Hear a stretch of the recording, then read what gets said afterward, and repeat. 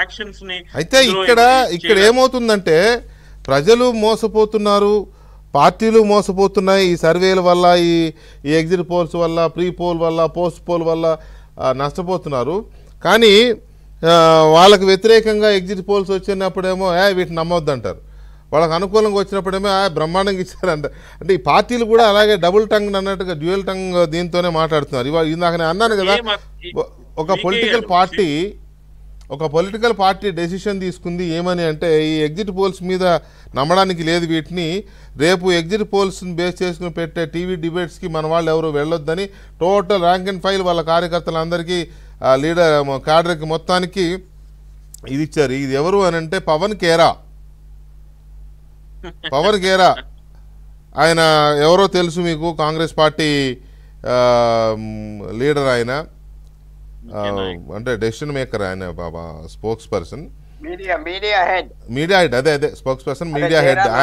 ఆయన ట్విట్టర్లో పెట్టిన, ఎక్స్లో పెట్టిన నోట్ ఏంటంటే our statement on the reason for not participating in exit polls debates, voters have cast their votes and their verdict has been secured. The results will be out on 4th June. Prior to that, we do not see any reason to indulge in speculation and slugfest for TRP. This is the word used by Pavan Khera. TRPs కోసం media చర్చలు జరిగితే వాటిలోకి వెళ్ళొద్దు అని. The Indian National Congress will not participate in the debates on exit polls. The purpose of any debate should be to inform the people.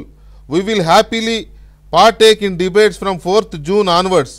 నాకు తెలిసి ఒకవేళ Congress party అధికారంలోకి వస్తే, వాళ్ళు అనుకున్నట్టుగా ఇండియా అలయన్స్ అధికారంలోకి వస్తే ఇమీడియట్గా ఎగ్జిట్ పోల్స్ని, ఈ సర్వేల్ని బ్యాన్ చేస్తాడేమో పవన్ ఖేరా. అంటే ఆయన ఎంత ఫ్రస్ట్రేట్ అయి ఉన్నాడో మీరు అర్థం చేయండి.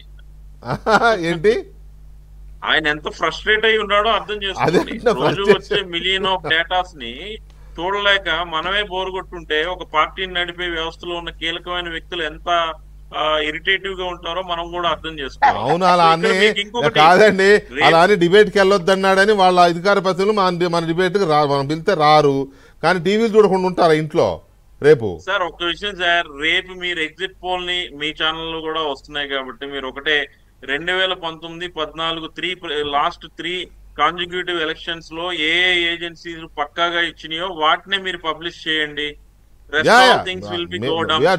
చెప్తున్నా, అది చేస్తే కొంత మీరు ఆటోమేటిక్ మీకు